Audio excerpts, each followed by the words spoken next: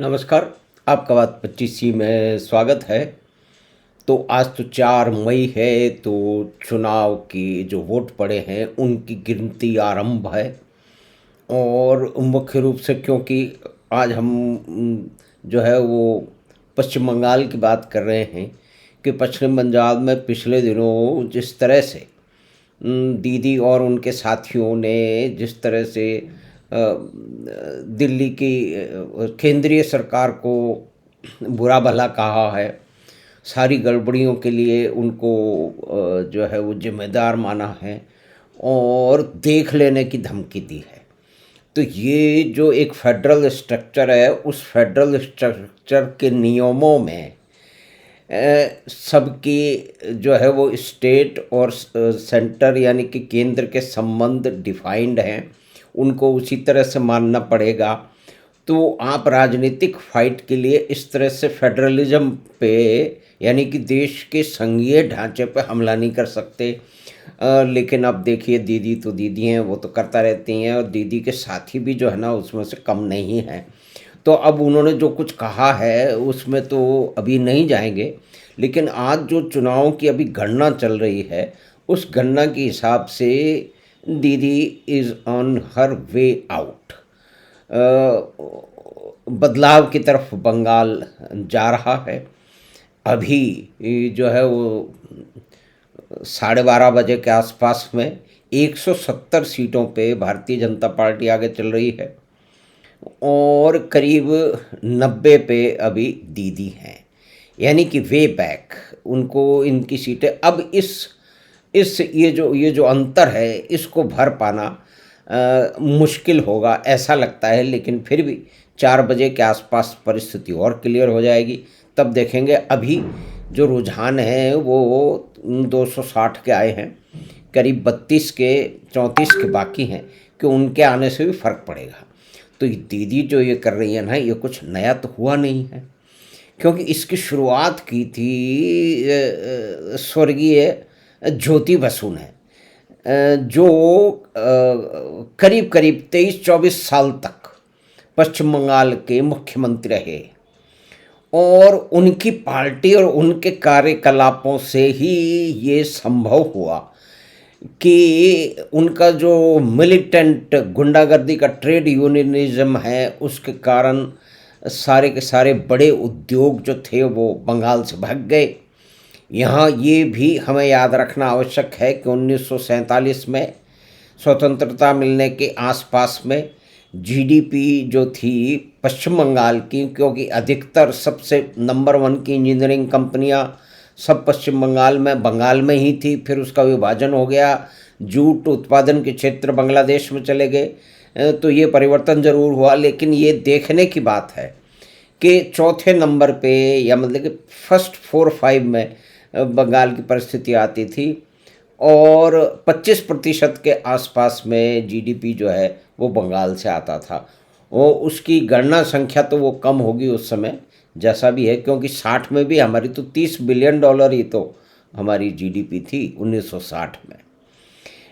लेकिन आज वो 3% से कम है। 24वें स्थान पर पश्चिम बंगाल अगर जा चुका है, और जिसके कारण पश्चिम बंगाल की महिलाओं बहनों को अपने राज्य से दूर जा कर के जो है वो गुड़गांव में, दिल्ली में, नोएडा में अगर नौकरियां ढूंढनी पड़ती हैं, क्योंकि वहाँ की मेड वहीं से आती हैं, तो ये मेड का काम तो करना है, इसमें कोई बुराई नहीं है, लेकिन उनको इतनी दूर क्यों आना पड़ता है? क्योंकि सारे के सारे उद्योगियों को, उद्यमियों को ज्योति बाबू और उनकी पार्टी ने पहले भगा दिया। और 2011 में जब ज्योति बाबू की पार्टी जो है वो सत्ता से बाहर हो गई, क्योंकि इसके अंदर क्या हुआ कि अंत में जाते जाते बुद्ध देवदास गुप्ता ने ये कोशिश की कि अब इंडस्ट्रीज़ को वापस लाया जाए, तभी हम जो है ना रोज़गार का उत्पादन कर सकते हैं। तो एक तरह से देखिए कि टाटा नैनो की फैक्ट्री सिंगूर में आई, लेकिन उसका क्या हाल हुआ? उस टाटा नैनो की फैक्ट्री की जो है वो लाश के ऊपर दीदी की राजनीति आरंभ हुई, यानी कि ये दुनिया में सबसे बड़ा इंडस्ट्रियल रीलोकेशन है जहाँ पूरी मशीनें और सब कुछ जो भी कुछ एक जो प्रोडक्शन सिस्टम होता है, बिल्डिंग को छोड़ के उसको उठा करके 3,500 ट्रक और ट्रेलर में गुजरात के साणंद में लगा दिया। अब गुजरात के साणंद में कितने लोगों से सिर्फ टाटा मोटर्स से ही जो है कि फैक्ट्री से ही रोज़गार मिल रहा है और सरकार को उसको रेवेन्यू मिल रही है, टैक्स मिल रहे हैं, इसकी गणना कोई कौन करे। क्योंकि जहाँ ये कल्चर ही बन गया है कि एक तो आइडियोलॉजिकल प्रॉब्लम है वामपंथियों के साथ में कि वो उद्यम को चोरी चकारी और डकैती समझते हैं।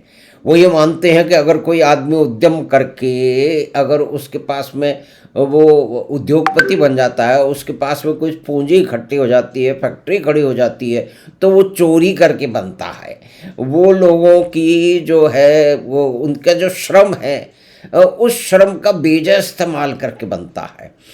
तो ये देख करके आज ये बड़े ही विषम स्थिति है। लेकिन इसको याद करना ज़रूरी है कि दीदी का जो ये जो आजकल का बिहेवियर है, उनकी पार्टी का बिहेवियर है, इसकी जड़ जो है वो श्रीमान ज्योति बसु के आसपास में है। और ज्योति बसु साहब तो देश बच गया, मैं मानता हूँ और बहुत सारे लोग मानते हैं कि इनको प्रधानमंत्री बनाने का एक बार प्लान हो गया था, लेकिन इनकी पार्टी जो अपने नियम कायदों पर खड़ी रहती है ना, तो उस नियम के हिसाब से उनको बनने नहीं दिया गया। तो ये उनके नियम कायदों के कारण देश बच गया, नहीं तो ज्योति बाबू इस देश के एक वामपंथी इस देश का प्रधानमंत्री बन जाता।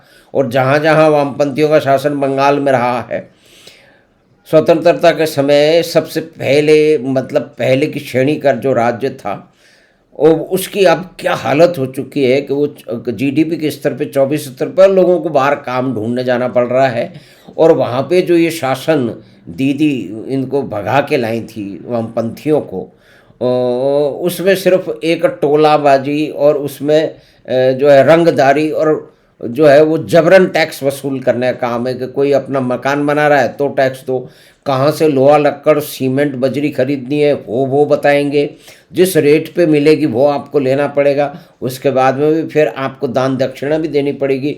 आपने कोई नई गाड़ी खरीद ली है तो उसके लिए भी आपको कुछ पैसे ढीले करने पड़ेंगे, आपने कोई मरम्मत की है तो उसके लिए पैसे, यानी कि इस तरह का एक गुंडों का तंत्र एक राज पिछले 15 साल से चल रहा था। और उसके कारण पहले जो बड़ी बड़ी कंपनियां भागी, उसकी शुरुआत वामपंथियों ने की थी कि स्वर्गीय माननीय श्री आदित्य विक्रम बिड़ला को इन्होंने बहुत बदतमीजी की थी, उनको गाड़ी से उतार के उनको उनके साथ में हाथापाई की, उनके कपड़े उतार दिए। ये चरित्र है वामपंथियों का, जो बड़ी कल्चर की और ह्यूमनिज्म की बात करते हैं ना, सब झूठ बोलते हैं, एक नंबर के सारे के सारे झूठे हैं। इनसे ज़्यादा वायलेंट, इनसे ज़्यादा जो है वो वायलेंस भी किया, physical psychological violence and narrative violence ये करते हैं, क्योंकि इनके लिए तो शक्ति बंदूक की गोली से निकलती है, गुंडागर्दी से निकलती है।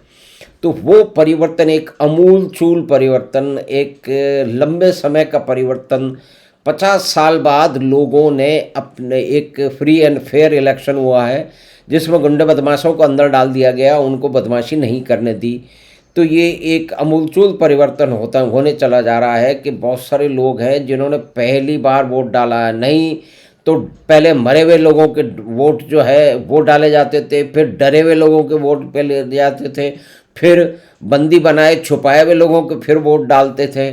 और उसमें कहते थे कि भाई ये 85% 82% के आसपास में टर्नआउट होता था, अब 93 चला गया, यानी कि 10-12% ही तो बढ़ा ना। इसका मतलब ये हो कि 100 की जगह भी 112 लोग आने लगे, लेकिन ऐसा तो है नहीं, पहले से अधिक भीड़ दिख रही है। इसका मतलब ये है कि पहले जो लोग आते नहीं थे उनके वोट डाल दिए जाते थे और इसी तरह की धांधलियाँ करके चुनाव जीते जाते थे। और हमारे देश के बड़े बड़े जो है वो विद्वान और बड़े चिंतक, लेखक, पेंटर, कवि और पता नहीं कौन कौन अभिनेता, वो सब इस बात से ही खुश थे कि चाहे तरीका कोई भी हो, मोदी हार गया है तो दीदी कुछ भी कर लें। तो ये उनकी तो घृणा है प्रधानमंत्री मोदी के लिए, वो एक अद्भुत किस्म की है। लेकिन अब बदलाव सामने खड़ा है और वो समय हमें दिख रहा है, लेकिन पूरी तरह से तो संध्या तक ही मालूम पड़ेगा। लेकिन ये जो जिस तरह की भी जो हाथापाई होती रही है और वोट की चोरी असल में 50 साल से होती रही है। वोट की चोरी, कभी लोगों ने वोट डाला ही नहीं। मैं खुद रहा हूँ कई चुनावों में, कलकत्ता में जब वामपंथियों का राज था, तो वहाँ वोट जिनके हम रहते थे वो वोट डालने जाते ही नहीं थे, कहते हमने तो कभी वोट नहीं डाला। दादा लोग हमारा वोट डाल देते, यानी कि जो उस क्षेत्र के वामपंथी होते थे, वो नए लड़के या जवान लोग होते थे, वो बुजुर्गों को कहते कि भी आप घर में ही रहें, आपको तकलीफ़ करने की ज़रूरत नहीं है, बाहर गुंडा बदमाश घूम रहा है, तो आपका वोट जो है वो पड़ जाएगा, हम डाल देंगे, पर्ची वगैरह दे दीजिए आप। और फिर कहते थे होई गिलो छः, यानी कि होई गिलो छः कल्चर जो वामपंथियों ने ज्योति बसु के राज्य में चालू किया, वो ममता दीदी के राज में और फला फूला और उसमें कई और विसंगतियां आ गईं।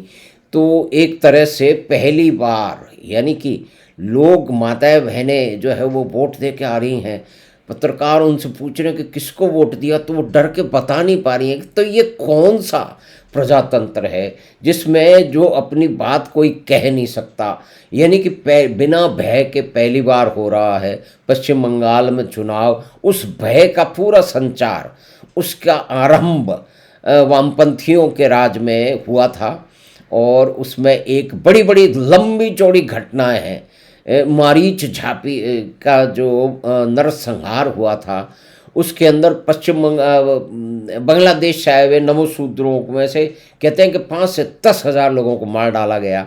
लेकिन वामपंथी मानते हैं कि हाँ छोटी मोटी घटना हुई थी, 5-10 लोग मर गए थे, तो ये तो बहुत बुरी बात है, लेकिन बड़ी कोई हिंसा नहीं हुई ये। और फिर उस मारीच झापी को, यानी कि जिस तरह से कश्मीर में जो कुछ हो रहा था और हमारे देश के मीडिया में बैठे हुए वामपंथियों ने उसे कभी सामने आने नहीं दिया, और फिर उस पर कश्मीर फाइल फिल्म बनी तो उसको उन्होंने झूठा नैरेटिव करार कर दिया, केरला स्टोरी को भी झूठा कर दिया। तो ये जो यहाँ इस तरह का 50 साल से एक हिंसा का नंगा नाच चल रहा था और गुंडे बदमाश और धांधलियाँ करके चुनाव जीते जा रहे थे, उसको प्रजातंत्र का नाम दिया जा रहा था। ये कहाँ तक सही है, ये कहाँ तक गलत है, हम इसको जानते हैं और देखने सुनने वालों की जो है ना वो आकलन पे छोड़ते हैं। तो हमें आशा है कि बातचीत आपको पसंद आई होगी। तो आप चैनल बात 25 को सब्सक्राइब करें, लिंक अपने मित्रों और परिवार के साथ साझा करें। हम आपसे फिर मिलेंगे बात 25 की अगली बात में। अब जैसे जैसे चुनाव में जो परिणाम की तरफ हम बढ़ रहे हैं, तो उस पर भी कुछ विद्वान लोगों से बात कर करके उस चीज़ को समझने का प्रयास करेंगे। धन्यवाद, नमस्कार।